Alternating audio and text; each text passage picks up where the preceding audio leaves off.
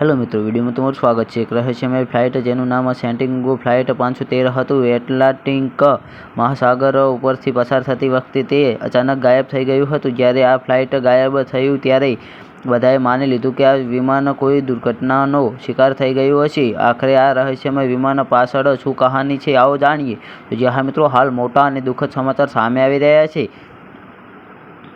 દુનિયામાં ઘણી એવી રહસ્યમય ઘટનાઓ ઘટતી હોય છે જેનો જવાબ વિજ્ઞાન પણ શોધી શક્યું નથી। આવી જ એક રહસ્યમય કહાની સેન્ટિયાગો ફ્લાઇટ 513ની છે। આ ફ્લાઇટની કહાની કંઈક એવી છે કે તેણે 1954માં ઉડાન ભરી અને 1989માં લેન્ડ થઈ, એટલે કે ઉડાન ભર્યાના 35 વર્ષ બાદ આ વિમાન ફરી દેખાયું હતું। તો જ્યાં મિત્રો, હાલ મોટા અને દુઃખદ સમાચાર સામે આવી રહ્યા છે।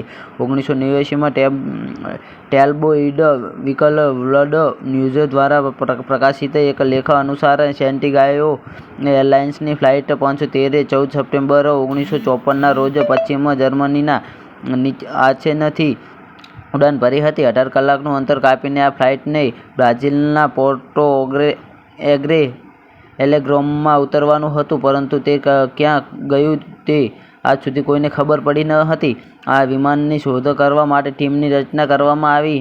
અધિકારીઓ દ્વારા ઘણા દિવસો સુધી શોધ કરવામાં આવી, પરંતુ ન કોઈ સફળતા મળી કે ન વિમાનનો કાટમાળ મળ્યો।